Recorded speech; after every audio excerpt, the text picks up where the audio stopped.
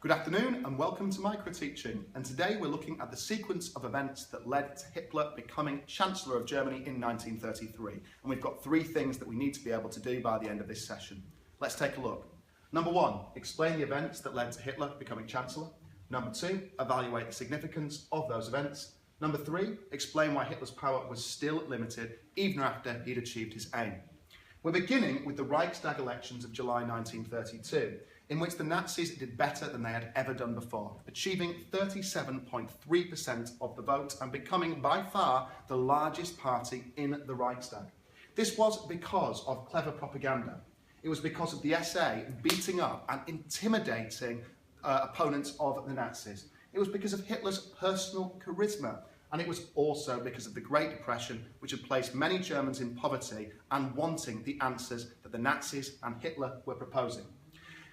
Now, under the rules of the Weimar Constitution, because the Nazis were now the biggest party in the Reichstag, Hitler should have been made Chancellor by the President Hindenburg. But President Hindenburg has never liked Hitler and looks down on him, so he refuses. And instead, he appoints a Catholic nobleman called Von Papen. Now, Von Papen is not popular enough to hold together this government, and he is defeated, and another election is called by Hindenburg. Now, in this second election, the Nazi support actually drops. It goes down to 33%, and this is largely because the SA is making richer and more middle-class voters feel a bit queasy because of their extremely violent methods.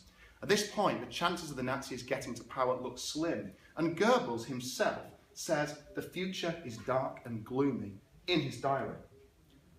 But events take an unexpected turn.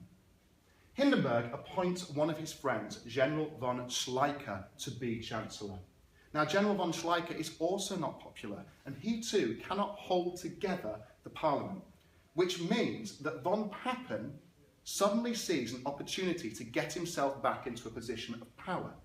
He meets with Hitler in secret and proposes that Hitler should become the Chancellor of the Reichstag and von Papen should work for him, but still in a powerful position.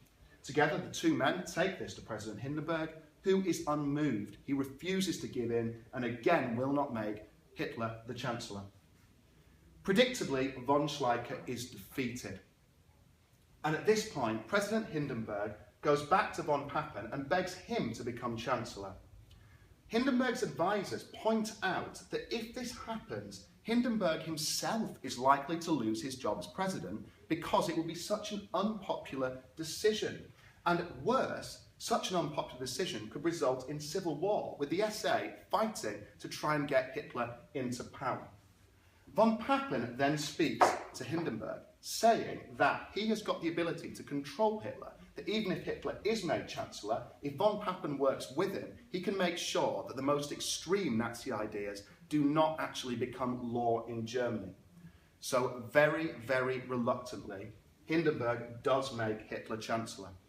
And that's how he gets there. However, it's also important to remember that Hitler is not free to do whatever he wants at this point. Any laws he wants to bring through have got to be approved by the Reichstag as a whole. He is still chained by democracy, and that means he still is not where he wants to be. That's it. Let's quickly review the focus questions before finishing. First of all, can you now explain the events that led to Hitler becoming Chancellor? Work through them in that sequence, checking you understand each one. Take a minute to think about this.